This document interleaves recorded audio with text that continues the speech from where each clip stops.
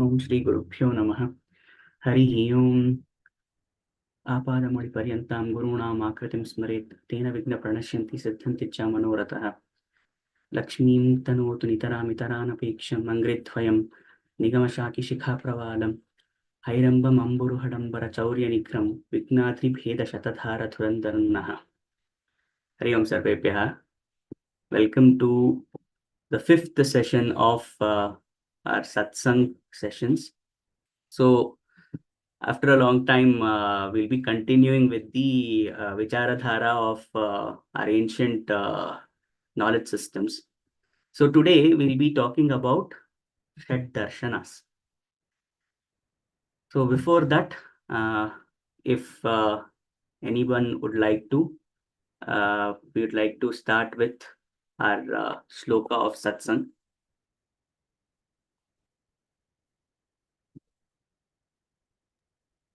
पठामि वा महोदय? अस्तु अस्तु, पठतु। साङ्ख्यं धियो हरति सिञ्चति वाचि अस्तु सत्यं. भगिनी, अहं पठामि, you repeat after me, okay? अस्तु महोदय। जाड्यन् धियो हरति सिञ्चति वाचि सत्यम्। जाट्यं धियो हरति सिञ्चति वाचि सत्यम्। मानोन्नतिं दिशति पापमपाकरोति। मानोन्नतिं दिशति पापमपाकरोति। चेतः प्रसादयति दिक्षु तनोति कीर्तिम्।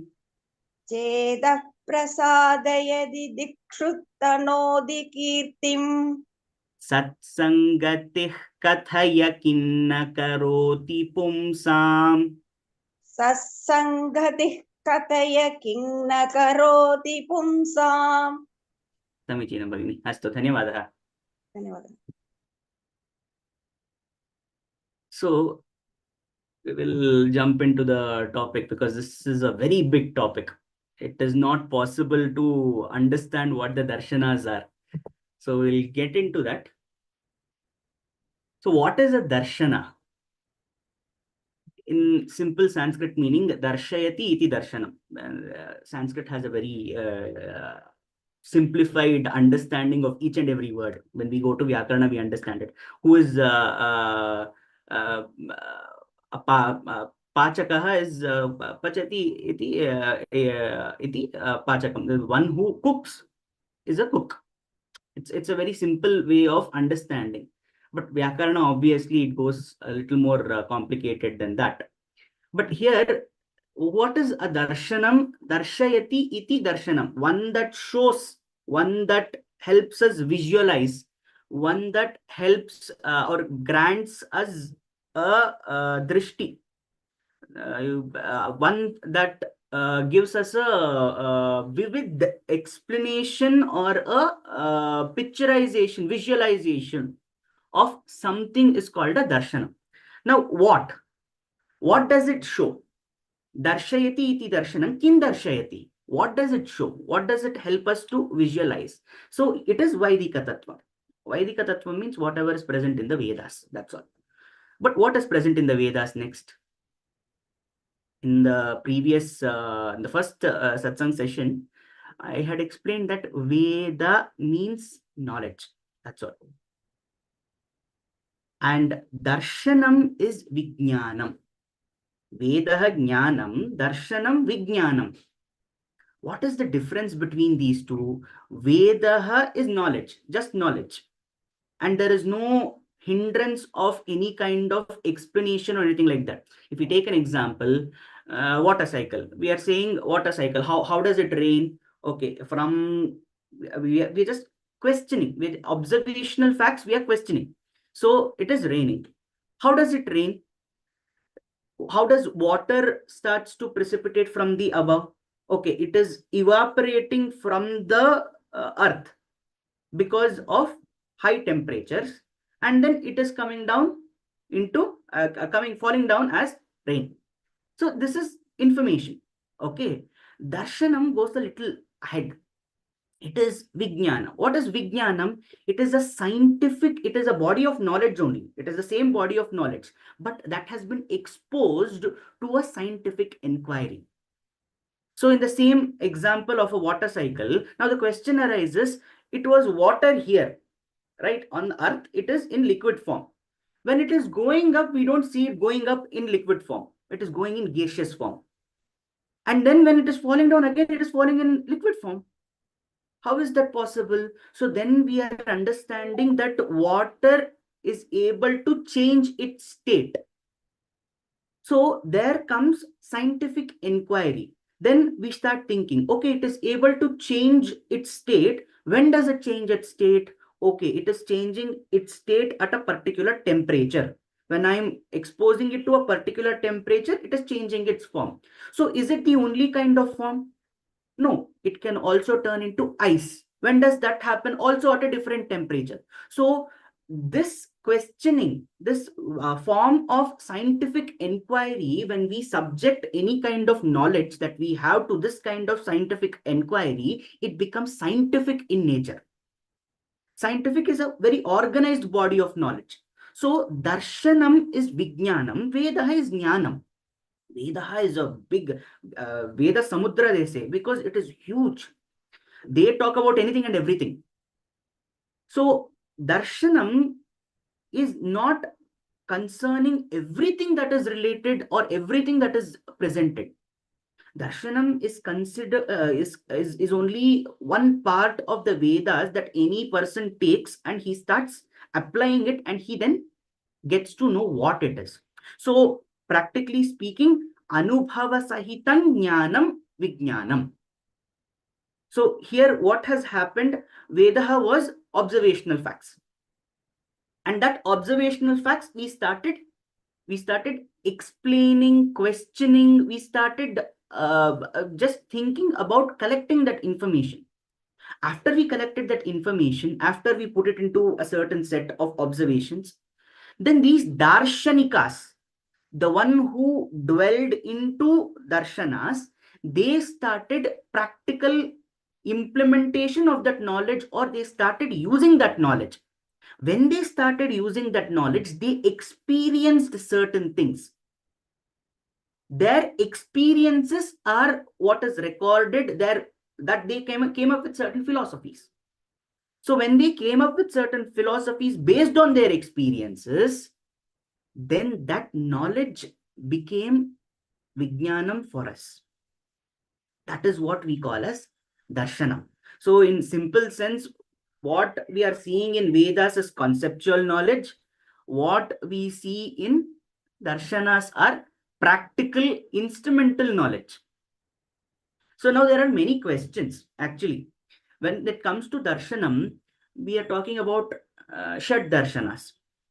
What are the Shed Darshanas? We will see later on. But there are two bifurcation of these darshanas. This is Astika Darshanas and Nastika Darshanas.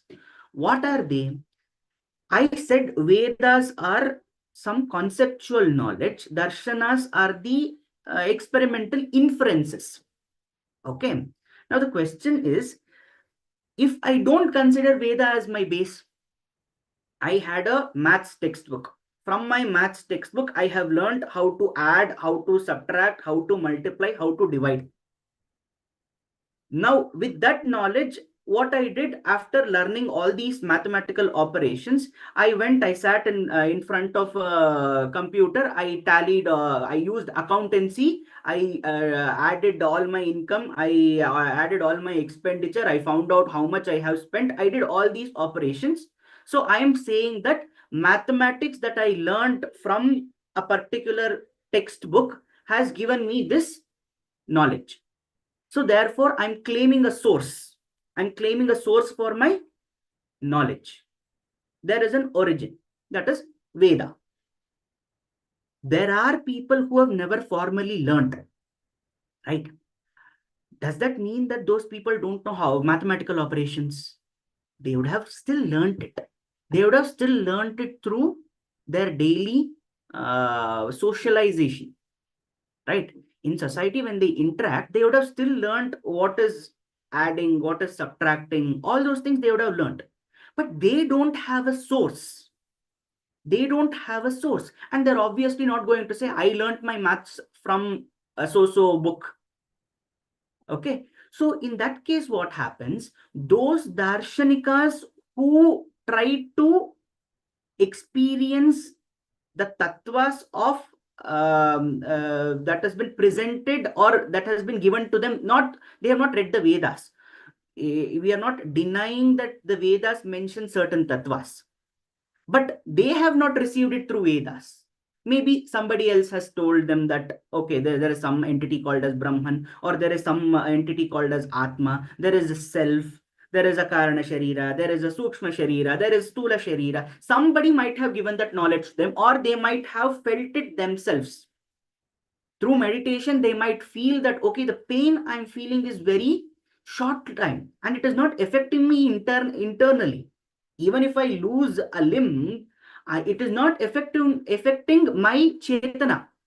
It is not making me, what do you say? I'm not feeling disadvantaged or disabled mentally. I still have the same mental capacity even when I don't have my organ.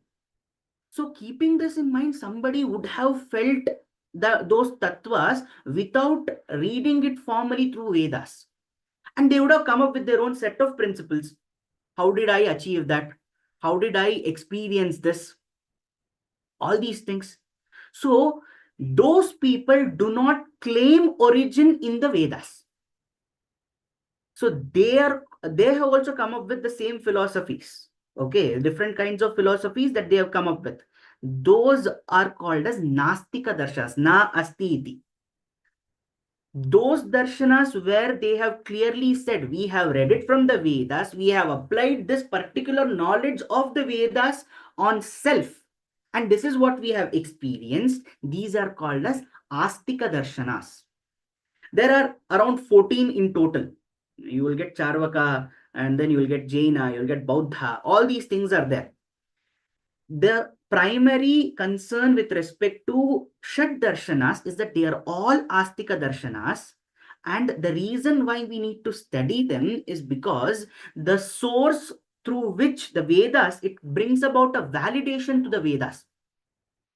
Okay. So because once I say, look, this the apple falls from the tree, there is a pulling force or there is a gravitational pull. This is my postulation. This is my formulation of a theory.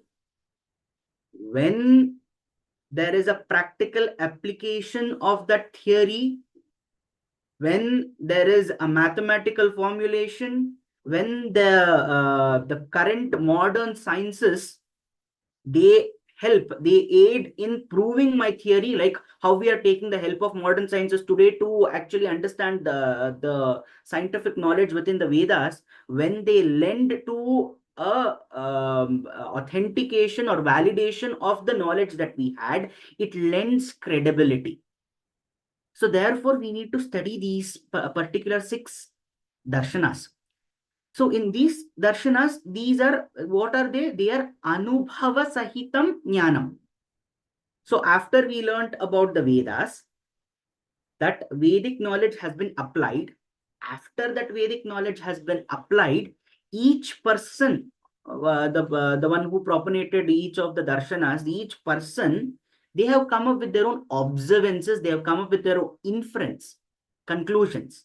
Those conclusions are what we call as darshanas. Okay. So in this, we don't have a timeline of this because our tradition has this one doctrine of naming the people again and again with the same names. Like, for example, you'll find Gautama. Gautama Rishi comes in Sati Yuga also. And then you see Gautama again as somebody who postulated or who propagated this Nyaya. Then again, you will find Gautama Buddha. So there are a lot of people by the same names and we get confused a lot. So it is very difficult to place them in a particular time period and say that this happened at this point of time. In fact, our Vedic age is scientifically proven to be around 8,000 years ago. because Rig Veda is said to be around 8,000 years old. But if, as per our scriptures, we go way back. So it is very difficult to place them. But what we can do is we can put it together based on the effect that we see. Like, for example, see, in the early Vedic age, what happened was there was observations recorded. All the rishis, what they did, they started recording. They started recording all the observations that they find. They started pondering on knowledge. The main concern with respect to this was existence, creation. Okay, so what technically happened was when people started thinking about creation, they started understanding creation to create through what is created. This is very important for us, because we will find that Nyaya actually gives you that sambandhas. So we will see that later on. So what technically happens is that now there is something called a Satkaravada. Satkaravada means whatever has been created, that tattva must already exist within what is creating it. Therefore, there is something called as karya karana bhava. The karana is the cause, karya is the effect. If karya has a certain characteristics, then it must be present in karana also.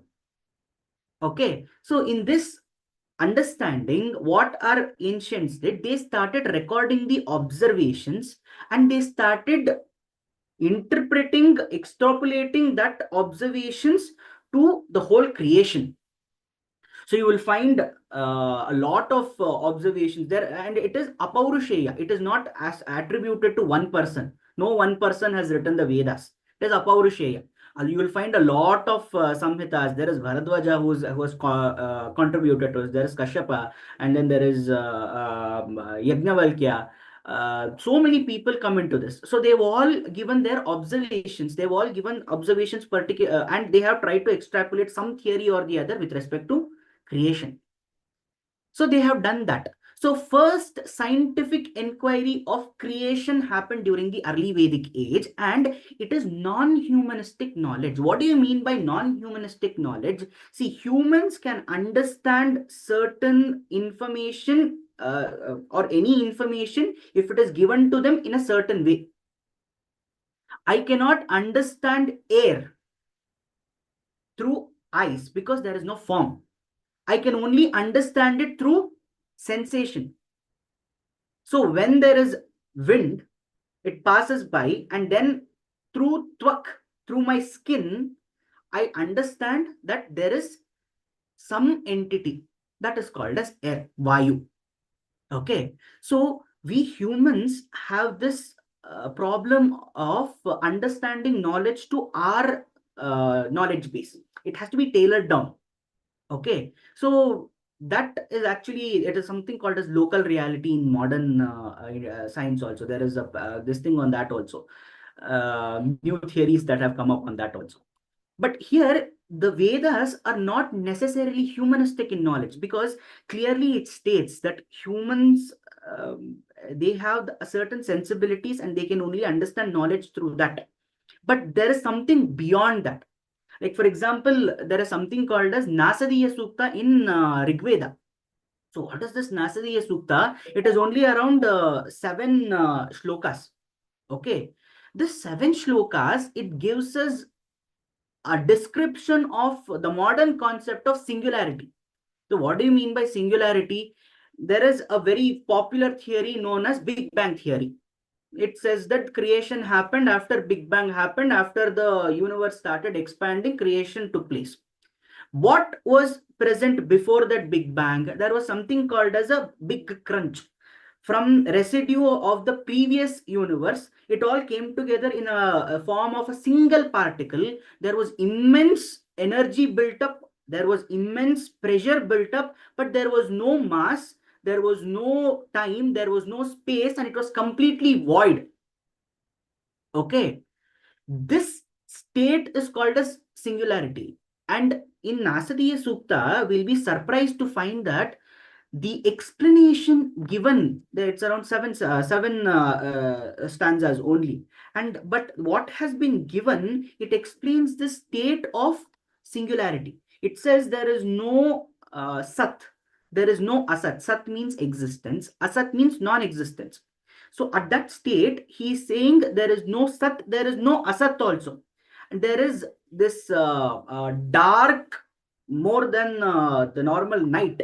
Okay, there is something very dark, and that is fluid in nature because it is spreading. This may an indication of black hole. It depends on the interpretations. Okay, this is there in the shlokas. And this expansion, only when this particle started expanding, then stuff that came out of it, they started gaining gati, they started gaining mass, and after that they started getting attracted towards each other. All this is there in the sutta itself. For around first five shlokas say the same thing. And this, all these things, what happened, the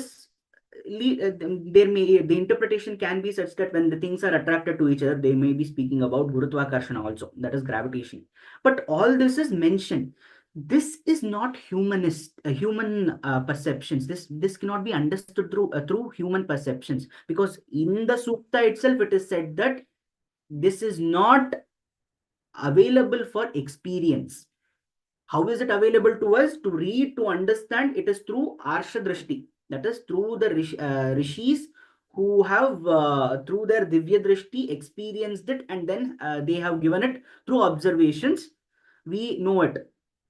And in the Sukta itself, it brings out the problem also. It says, even though this has been given by, that Rishi himself says, even though this has been given by Rishi Arsha Drishti, the problem is that everybody from the Devas came after creation of the universe. Because we talk about Indra, all those Ashtavasus and all those things, no, they live in Swargaloka. So Swargaloka must be created for those entities to be created, no? So he strictly says that even these people, we cannot validate this knowledge. We cannot validate the nature of that singularity or that the state before creation, because everybody, including the devas, have only come into existence after creation. So therefore, we cannot validate this in any way, and it is beyond human understanding. Then what happens? This non-humanistic knowledge that comes under the Vedas, it is passed on through Guru Shishya Parampara.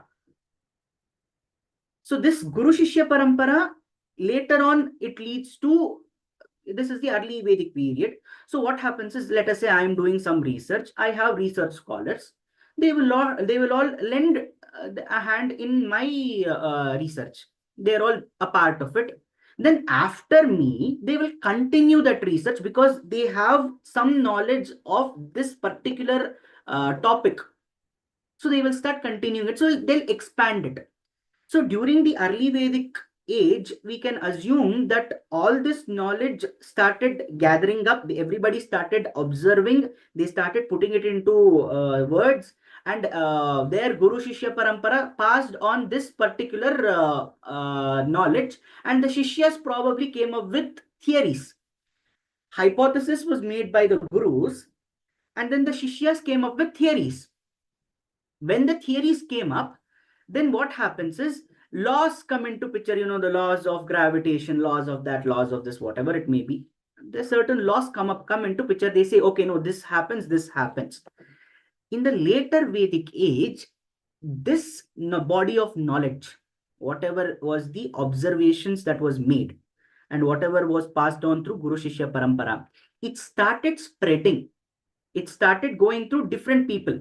Like, this is one, I have one Guru Shishya Parampara, and if others hear about this, they start questioning the validity of it, right? So in the later Vedic age, the questioning of conceptual knowledge came about. They started questioning why. Why is there an opposite and an equal reaction for every action? Why is this law like this? So that interpretations of this had to be made. So they started questioning, and we always encourage that kind of questioning. Even in Nasadiya Sukta also, despite saying all these things, the Sukta in the sixth and seventh shloka, what they say is, there has to be some hetu for that single particle to expand into the whole universe. Because if we believe in the state of being, then it should remain in that state itself as a particle only, but that particle has expanded to such a huge extent where there is a huge universe, and there are different elements in that universe. There is a sun, there are different bodies of gases, and that has given rise to life. So there it is a huge thing. So if that particular particle has expanded to such a great extent, then there should be a hetu for this. That karana is what we call as Chaitanya. That Chaitanya must.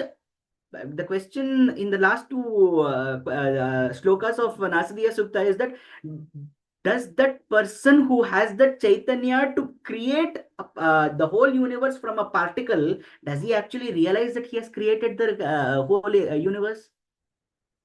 Who is that person? All these questions are made. So we are questioning not just the creation or state of creation, we are going back scientifically in a retrospective manner to a point where we have to assume that there is something beyond our control. There is something beyond our understanding. So the questioning is very important for us. We don't stop people from questioning. Even Adi Shankara also says, after reading Bhagavad Gita, kriyate tasya melana charcha. That is very important. Okay. After reading Bhagavad Gita also, you sit in front of Murari and then you do a charcha on that. That is when we understand what Bhagavad Gita is about. Okay. So when the questioning came about, there was no people who said that, no, you cannot question like this. Nobody said that. The later Vedic age, when people started questioning.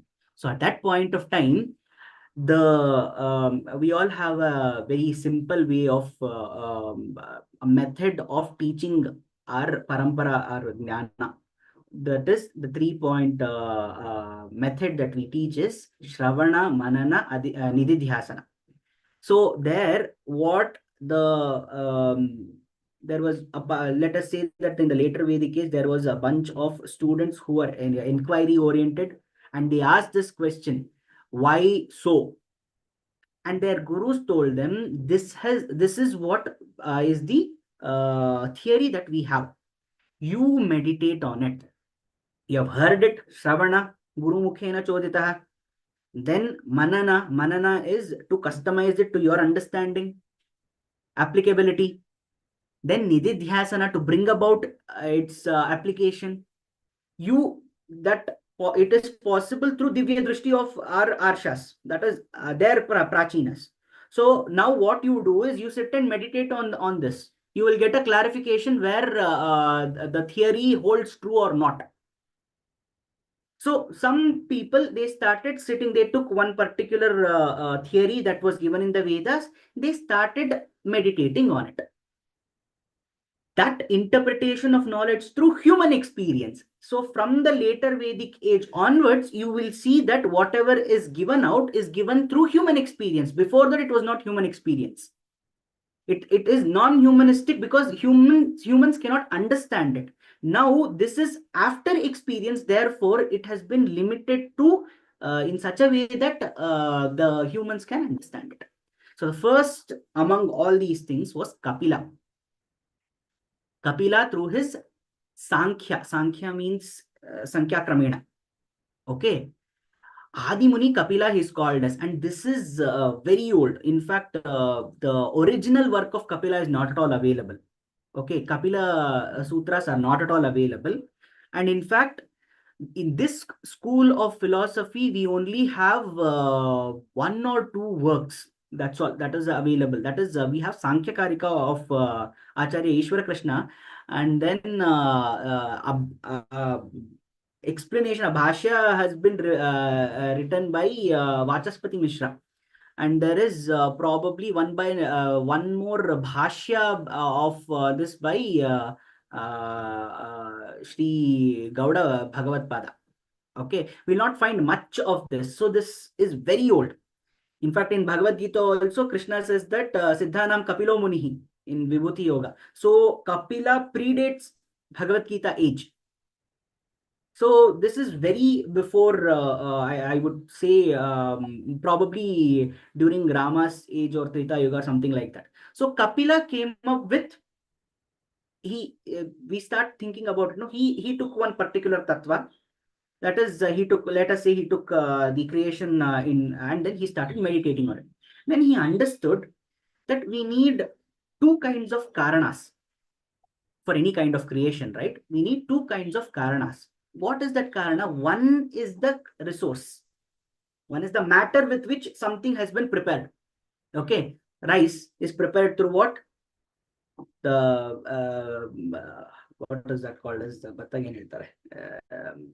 grains. Okay. So we need that. That is the resource. So something has been, something material has been prepared. Matter is important for that. Right. There has to be matter present. Is it enough that if the matter is present? No, you need energy to mold it. So you have nimitta karana also. So what happens is that there are two kinds of karanas.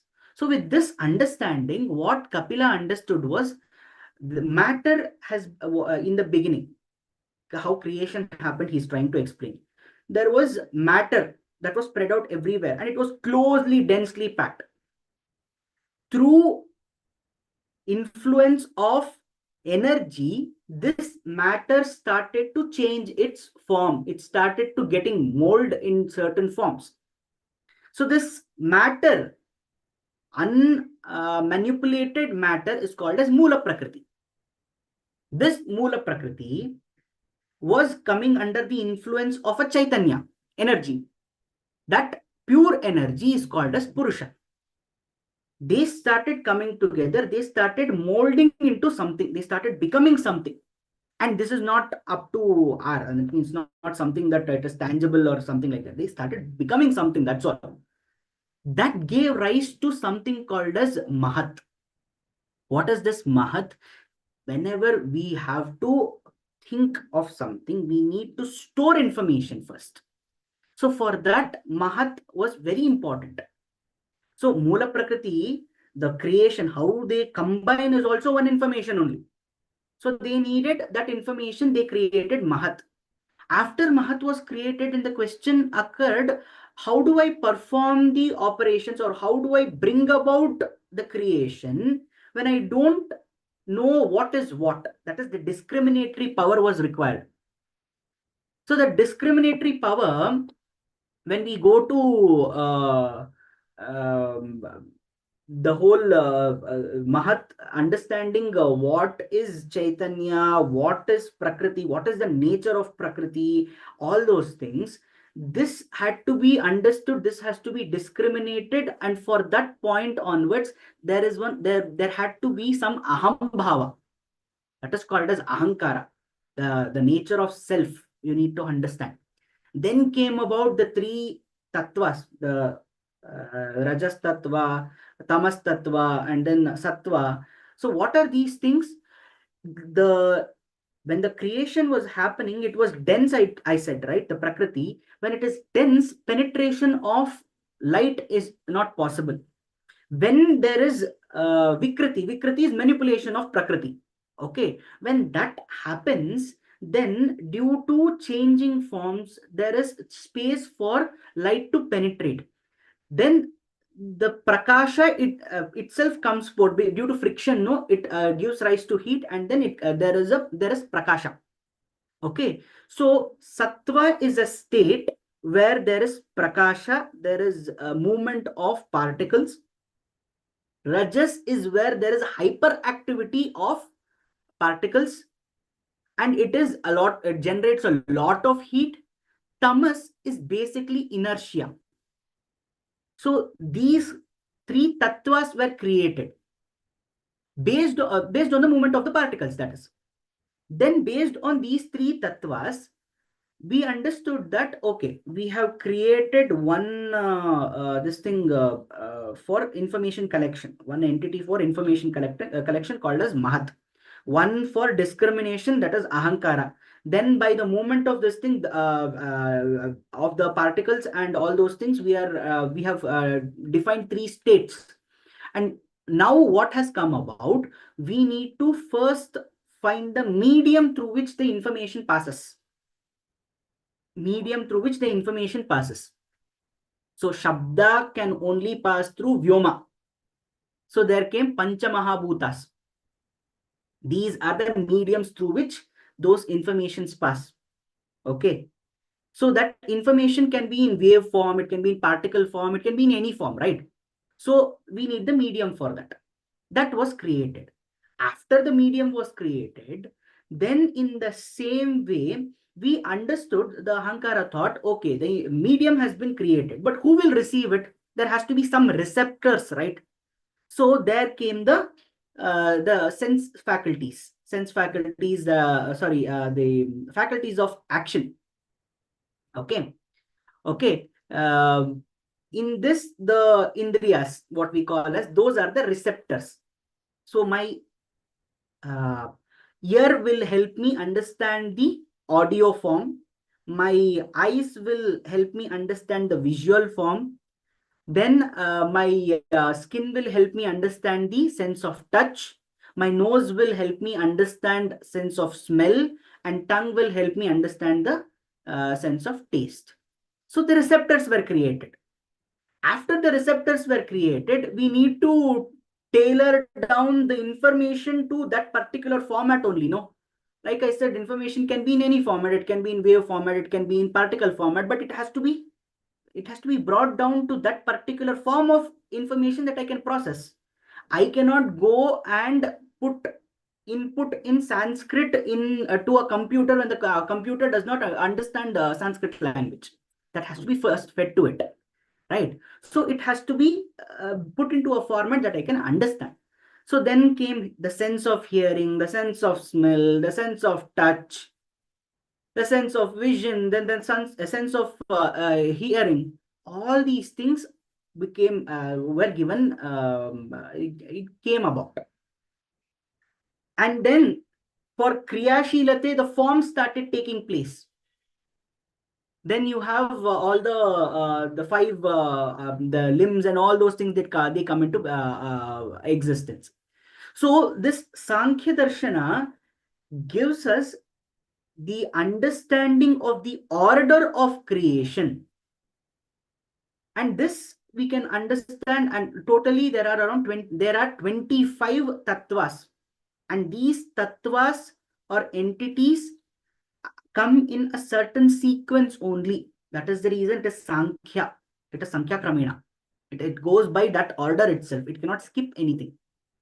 So Sankhya Kapila, when he sat and when he meditated on a certain part of the Vedic knowledge, he came about this understanding. And he gave this. He said, this is how it happens. There is Purusha, Prakriti, then they combine, and when they combine, they give rise to something called as intelligence or Buddhi or Mahat, and then Buddhi, because it goes when we interpret it in yoga, it is Mahat becomes Buddhi. That's all.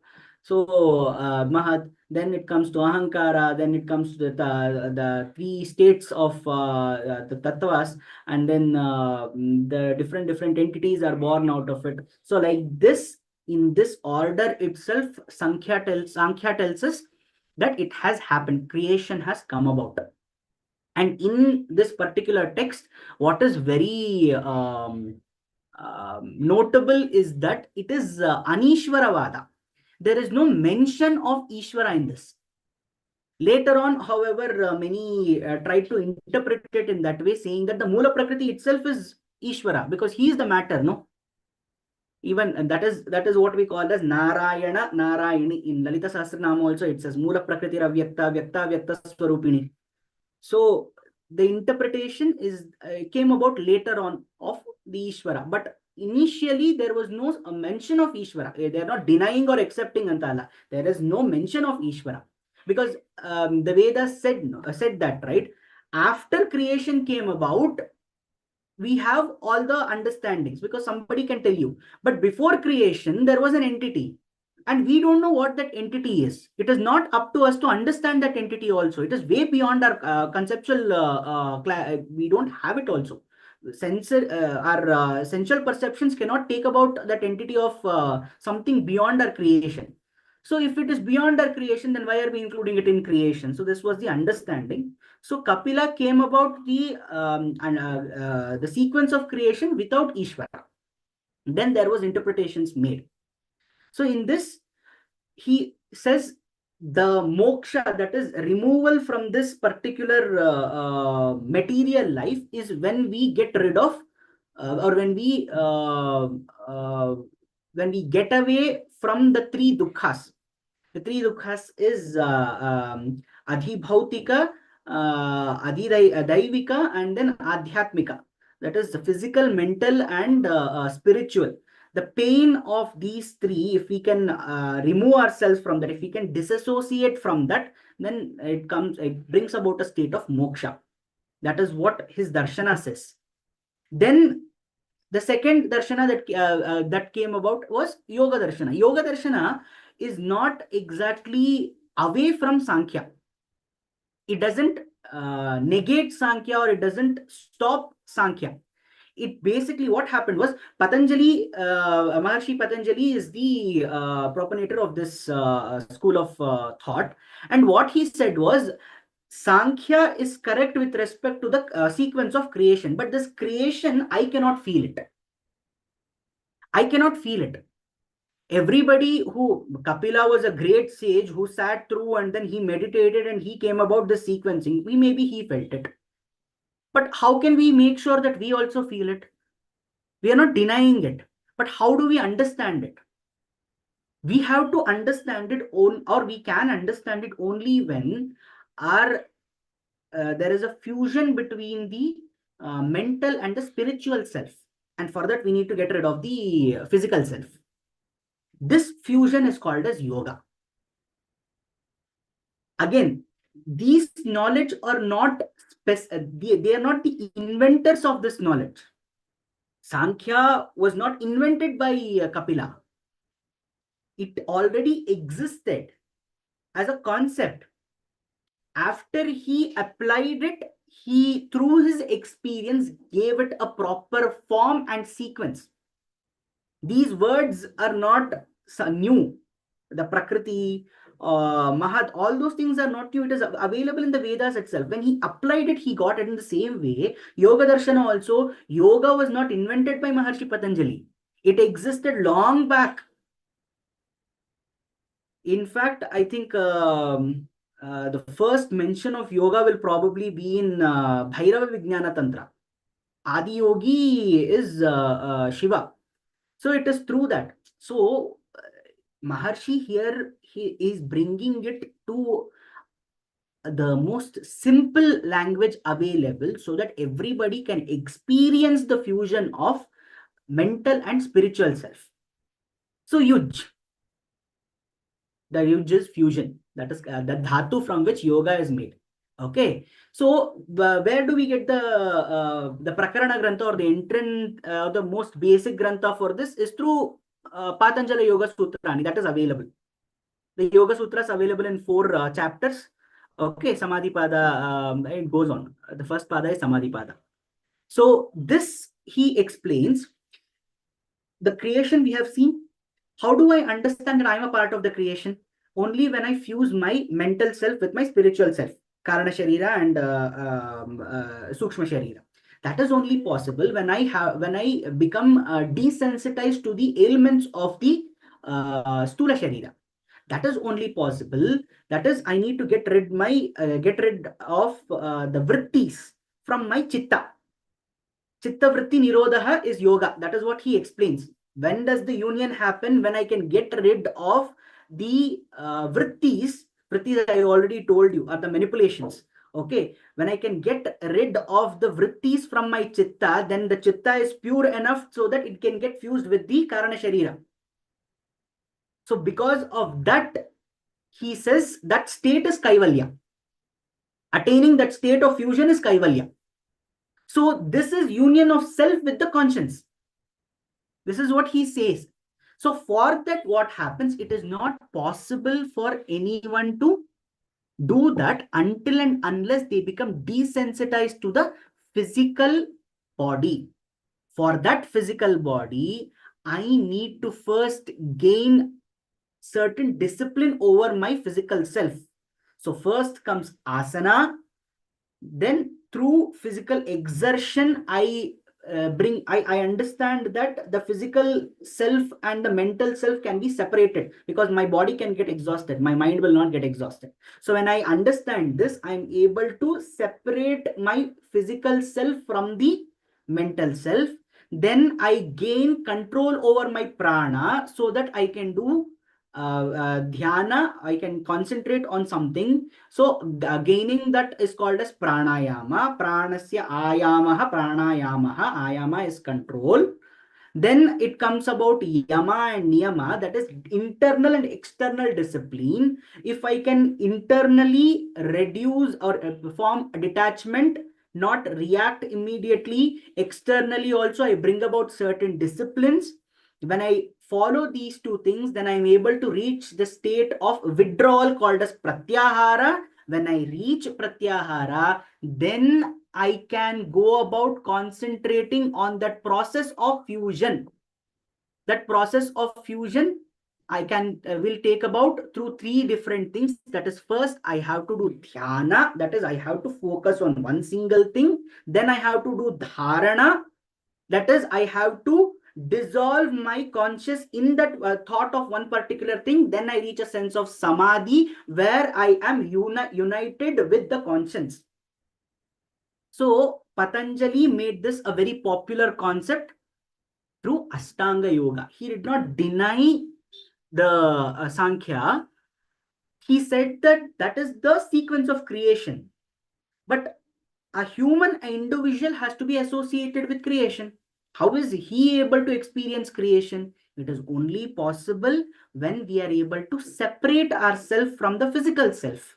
Therefore, he came up with this method or a manual, instruction manual to achieve that union. So this is called Yoga Darshana. And this Yoga Darshana today has it has brought about, I think, the most spiritual school of thought that is still existing today is Yoga Darshana. And it has a lot of takers where it has prosperously grown into different sampradayas. There is a Nath Sampradaya, there is a Hatha Yoga yogis, all these things are there. Then comes the next understanding, that is Nyaya Darshana. Nyaya Darshana, it is just like let's say two people are conversing. There is one particular question that arises whenever they are conversing on anything. Why? This why will lead to answer that has to satiate the questionnaire. The one who is asking, that person must be satisfied with the answer. And it is only possible when we come up with principles of or universal principles of logic. I can say, no, this wood has to be sawed, first cut and then sawed down. That person, if he doesn't know how it happens, he might not agree with it. But when there are principles set based on materialistic entities, he cannot deny it. Okay, there is a tree first. How can I make a table out of it without cutting it? It is not possible. So therefore, cutting comes first, then only sawing comes. So this is understanding. This is a principle. When I set such kind of principles, it will help everybody understand a certain knowledge, because it comes in that form. That format of that knowledge, it is through logic. And this logic actually helps us understand the entity of Ishvara ultimately, because I said that when we go through the Vedas, again, this is also from Veda only because it is a Astika Darshana. So what does it say? It says that there are different entities and there is a reason for creation. Despite that state of singularity, if it has expanded, then there was something that provoked it to do that. And that entity is beyond our understanding. Therefore, we are calling it as a Paramatma, Ishvara, whatever you want to call it. So this kind of logical understanding or proof given to certain knowledge will help us with gaining universal acceptance. That is the reason Nyaya Darshana is extremely important. This was given by Rishi Gautama. Again, we cannot say that he invented it, because our rishis have been very clear about this, that there is always a reason given why we are doing something. We don't go deep into it. So there is maybe a knowledge gap from generation to generation, but the fact is our rishis have given. Our rishis clearly mention why. So in fact, the schools, the sampradayas that we have, Dvaita, Advaita, and Visishta Advaita, over 1,000 years of literature is available where each and every element has been debated. There is Kshanika Vada, there is Jnana Karma Samuchaya Vada. There are so many different kinds of theories that has come about and that has been negated, that has been accepted. New things have been added, but it is only through a certain set of explanations or certain form of knowledge. When it is given in a certain form of knowledge, we experience it. What is that form that has been given over this? This is common both to Nyaya and Vaisheshika. But Nyaya is basically through deductive logic. What is deductive logic? There is a common something that I observe, I deduce and bring it down to some particular thing. I found out that all the objects, when they fall down itself. There was a theory of gravitation. After the gravitation comes about, then I deduce it saying that, okay, heavy objects fall faster and light objects fall a little slower. So therefore, mass must be related to that pull. Therefore, what happens? I'm deducing it to a one particular entity. So this is called as deductive inquiry through logic. And Nyaya gives about one other thing called as Sambandha Bhavas. What is the Sambandha Bhavas between? I already spoke about the cause and effect relationship. No, like that, there are many Bhavas. There is Prayojana Prayojaka Bhava. Then there is Dharma Dharmi Bhava. Then we have Sadhya Sadhaka Bhava. Like this, there are different relationships that we can find out. This will help us understand the padarthas. Padarthas are the matters that is available, that the categories of matter that is available, the existence available at this point of time. So at there is Padartha Vimarsha that is given. So the Prachinas do it in 7 Padarthas, they say. That is Dravya, Guna, Karma, Vishesha, Samanya, Samavaya, Abhava. They have even made one category for something that is not there, Abhava also. Just because we don't see it, or the absence of it itself constitutes a matter, it seems. So that is Padartha. And then the Navinas, that is the new age of Nayayikas or the Nyayakartas, they came up with 16 different. This is actually very important for us to understand the Nyaya Parampara. I told you in a certain method it is given. No, this method is that there is Pramana, there is Prameya, there is Samasya, there is Prayojana, there is Drishtanta. Drishtanta means example. Then there is Siddhanta. Then there is that is the inference. Then Avyaya, then Tarka, then there Nirnaya, Vada, Jalpa, Vitanda, Hetvabhasa, Chala, Jati, and then Nigrahasthana. Nigrahasthana is the defeat of a particular principle. The Vada, it goes into these 16 states. Pramana is Pramakaranam, Pramanam. So all these things, they have a very systemized body of understanding. Okay. So Rishi Gautama was the one who propagated this thought. But when he did that, what is the intention of it? See, none of the darshanas is solely materialistic, or because we are saying these are Astika darshanas, none of them deny the existence of Parabrahman or the entity that is beyond our control. So in this also, Tarka Sangraha, there is Atma and Paramatmavada. And through this particular methodology of argument, they try to prove the concept of Ishvara. That is Nyaya Darshana. So this, we have the Prakarana Grantha, that is Tarka Sangraha, that is written by Acharya Annam Bhatta. Okay, so this again is very old, probably at the same time of Yoga Sutras, or probably predates that also. It is possible. Okay, because most of our arguments are in this format. Then we have Vaisheshika Darshana. While I said that Nyaya is from general to specific, Vaisheshika is from specific to general. This is called as inductive inquiry. So we are going from micro to macro. That is the reason this is also called as atomic theory. Because here the Rishi is Rishi Kannada. Kannada, what he did was he explained, yes, he came up with something called as Paramanuvada. Paramanuvada, he explained the scope of an atom. What is a Paramanu? Why it is called as Parama Anu? Why is it called as Anu is one Kana? Okay, 1/6 of a Kana. Okay, in why is it called as Paramanu? Parama Anu. And then he came up with Anekatmavada, which lent to Dvaita and Advaita conceptually later on. Okay, then Satkaryavada. Satkaryavada was also present in Sankhya. He expounded on it. He expanded this. Then the Mokshavada. So we find that nobody is denying the others, the predecessor theory here. This is a very special thing. Just because we have different schools of thought, nobody is denying the validity of the other school of thought. They are in fact deriving from that. They are expanding more on that, because denying something is basically saying that the source, whatever has been given. Now Kapila also took some part of the Vedas, then only he gave that.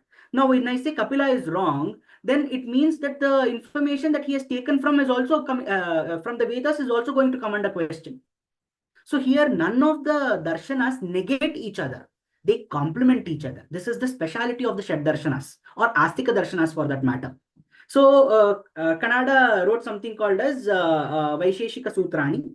From that, what does that understand? Vishesham padartham adhikritya kritam shastram vaisheshikam. So something that is specific. From that specific, I am taking its attributes. I am drawing general inferences. Let us take, I am taking two Atmas. From those two Atmas, I am taking certain things called as the Kriyashilate. Then that Kriyashilate becomes one general principle for Atmas all over. So like this, from a specific to a general postulation, this school of thought gives us the understanding of the Paramatma. Again, Paramatma will not change because it is given in the Vedas itself. Nobody denies it. And Sankhya only doesn't mention it. That's all. There also, there is no denial of Ishvara. Okay. So this also has Ishvaravada in it. Same thing happens. But instead of proving from the general to specific, we are going from specific to general. So this is also, and Kannada also is very known for his modern atomic theory, I said, right? So there is a lot of the theories that he has given, or the sutras that he has given. There is a lot of relevance of these sutras in modern science, like laws of motion. You can see over here in the picture. There is Kannada in his Vaisheshika Sutrani, he says that there are 5 kinds of motion: Vikshepana, Avakshepana, Akampana, Brahmana, and Gamana. No, Brahmana. Prasarana and Gamana. Okay, so these are the 5 types of motion, and guiding that motion, he has given certain sutras. And these sutras, you can see that they have the same explanation or interpretation of the laws of motion that is given by Newton. Okay, so that is the speciality of this particular So this school of thought and this person, Kannada actually has to be studied extensively, but Nyaya and Vaisheshika go together because the pramanas, whatever the 16 pramanas, the style of placing an argument, no, that has been accepted by Vaisheshika as well. Even they use the same thing. The only simple difference is that they go from specific to general. That's all. Next comes about something called as Purva Mimamsa Darshana. Purva Mimamsa Darshana actually has to be studied a lot. Today it has become irrelevant because it is very ritualistic in manner. Rishi Jaimini has given this, and he explained through Jaimini Sutrani, and Artha Sangraha is the modern text where you can find explanation to this. Okay. What happens is that the principle is that through performance of duty, explanation of what your duty is, what dharma is, this gives us an understanding of how to elevate ourselves spiritually through performance of duty. That is what the Purva Mimamsa actually tells us. This is the principle that is behind it. Okay, so elevation through performance of duty, and this is extensively derived from the Karma Kanda of the Vedas. Vedas is divided into two parts, Karma Kanda and Jnana Kanda. The Purva Mimamsa is drawn extensively by the Karma Kanda. So ritualistically, how do we bring about this? Maybe there is not understanding enough of this particular darshana because we are looking at it at a very literal level. Like Somayaga, who does Somayaga at this point of time? Nobody does. So it is irrelevant. We can state that, or rather, that is how we think. But when we understand it on a principle level, that is through the recent trend is something called as positive psychology. Positive psychology is around 20-25 years old. It came about in the end of 20th century, 1990 something. Okay, so the positive psychology states that any kind of kriyas that we do, it must lead to a state of well-being. Okay, the state of well-being is always brought about when we think, associate ourselves into positive thoughts. So when we do these kriyas, there is a state of well-being that brings about, that comes about. Okay, this also has been explained in another text by Adi Shankaracharya. In the text is Prapanchasara.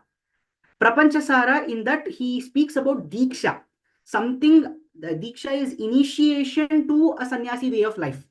Okay, so he explains that in Prana Pratishtha, somebody has to take a Diksha first. When they take a Diksha, it is necessary for them to indulge in certain things.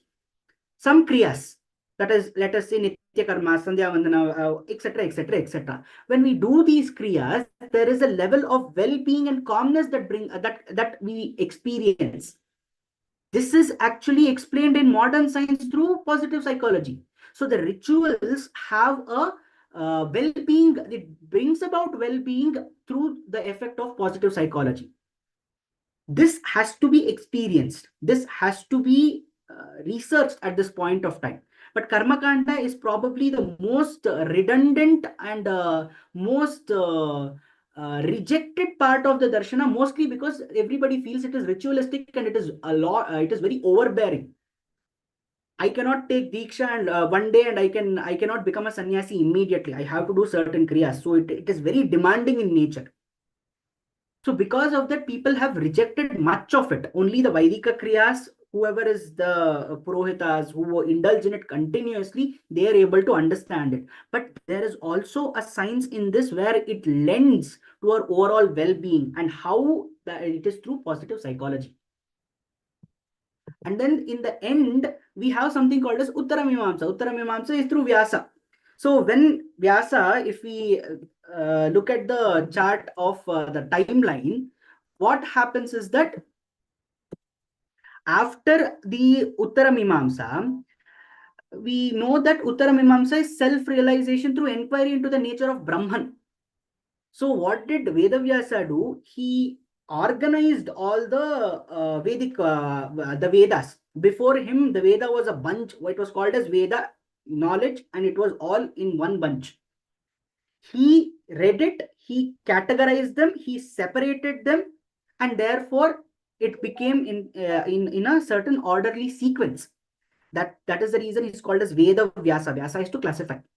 Okay. So that particular work, when he did that, he was fascinated by the last part of the Vedas called as Vedanta, Upanishad. That he exclusively took, that was the Jnana, and from that he exclusively drew the principles and all those things. Then he understood the entity of Brahman. He compiled from so many Upanishads and all those things, he compiled one text called as Brahma Sutras. Brahma Sutras are around 555 sutras that show the nature of Brahman. This nature of Brahman ultimately became the source text for Vedanta. It is also one of the Prasthana Trayis. Prasthana Trayis are Bhagavad Gita, the Upanishads, and Brahma Sutras. So these three, it led to an understanding of what the Brahman entity is. And this entity has led to an overall understanding of the spiritual self. So anybody who follows this particular, they will come under the sixth darshana. Sixth darshana is Uttara Mimamsa Darshanam. And actually, there is, if we ask many of the gurus, they will say we have to read these darshanas in pairs to understand them better. Okay. So what are the pairs? The pairs will be, if we want to understand the metaphysical means those forces of physics that does not come under human perceptions, beyond our perceptions. So if you want to understand metaphysical entities, if you want to understand the metaphysical creative existence, how it came about, then we have to read Sankhya and Yoga. If we have to understand creation in logical sense, then we have to read Nyaya and Vaisheshika. Then if we have to understand epistemological means bring inquiry into the validity of a certain knowledge base. Okay. So at that point of time, if we want to understand what is the validity of Purva Mimamsa, we have to read Uttara Mimamsa.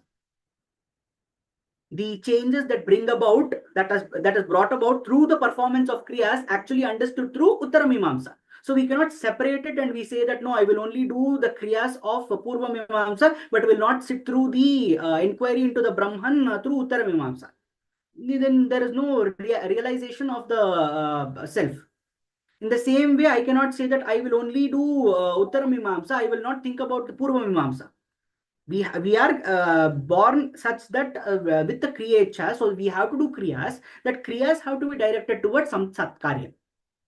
Therefore, Purva Mimamsa is important. So reading it in pairs, understanding it through pairs is the only way to understand the knowledge base. Obviously, with Uttara Mimamsa, the Shat Darshana age comes to an end, and then we have the Mahabharata age, where the Mahabharata age leads into classification and organization of this knowledge. So today, this is given as the Shat Darshanas. We also have the Nastika Darshanas. Nastika darshanas are beyond our scope of understanding, or rather, it is not that difficult to understand. It is just that they draw the same thing, same principles like ahimsa, asteya, but it is more materialistic oriented. That is, you stay away. They don't believe in a spiritual existence. They say whatever it is here only. That is the understanding. So with Uttara Mimamsa, we come to the end of the 6 darshanas. Uttara Mimamsa is actually very huge. Today it is the most relevant darshana because any person who is a Nayayika is one who deals in Nyaya. That person will automatically be Vedanti. That means he will believe in either the Advaita base or the Dvaita base or the Visisht Advaita base. He will automatically come into that category. but it is not. So this particular has become, the knowledge has become, the school of thought has become an umbrella form. Whether you want to deal in Sankhya, fine. Nonetheless, you will still have your Sampradaya within Vedanta. Whether you want to do yoga, fine. Even then, you will have your Sampradaya within Vedanta. Same thing goes for the other three also. If they're creating something, if they're doing some kriyas, attribution is always given to this. So Vedanta is the most relevant and the most explored in this age. And I'm giving a very simple explanation to this because this is actually huge. Okay. So, so with the Uttara Mimamsa, we come to the conclusion of the session. So we'll just say the Swasti Prajabhya mantra. स्वस्ति प्रजाभ्यः परिपालयन्तां न्यायेन मार्गेण महीं महिषाः गोब्राह्मणेभ्यः शुभमस्तु नित्यं लोकाः समस्ताः सुखिनो भवन्तु कायेन वाचा मनसेन्द्रियैर्वा बुद्ध्यात्मना वा प्रकृते स्वभावात् करोमि यद्यत् सकलं परस्मै नारायणायेति समर्पयामि. श्रीकृष्णार्पणमस्तु. धन्यवादः सर्वेभ्यः. धन्यवादः महोदय. धन्यवादः महोदय. धन्यवादः. If there are any questions, I think, do we have time for questions? Sir, you are too confident. The words are just flowing. I was enjoying your vocabulary also. It's echoing, Bhagini, not able to hear you properly. Hello? Yes. The subject, I was just listening and enjoying the vocabulary also. धन्यवादः. धन्यवादः भगिनी. धन्यवादः धन्यवादः महोदय. So Rishi's names today. आम भगिनी. So many Rishi's names. Kapila, Gautama. So many recognition is it? Yes, some names I listen before also, but thank you, Mahodaya. धन्यवादः. धन्यवादः. It echoes a lot. It echoes a lot. I don't know why that is happening. But this was too informative. Too informative. We need to know about our systems, no? So actually, it is very difficult to finish off the Shad Darshanas within an hour span. But I wanted to give just an introduction to the 6 Darshanas. So with interest, if anybody is interested, we will go further into it. I think we have already done one part of it with yoga. Going deep into it, like that we can go deep into Sankhya also, Purva Mimamsa, Uttara Mimamsa, Nyaya, Vaisheshika. Yes, definitely. We like to. So we'll take that about at some point of time. We'll do that. Yes, sir. धन्यवादः. Yes, धन्यवादः सर्वेभ्यः. धन्यवादः महोदय. धन्यवादः महोदय.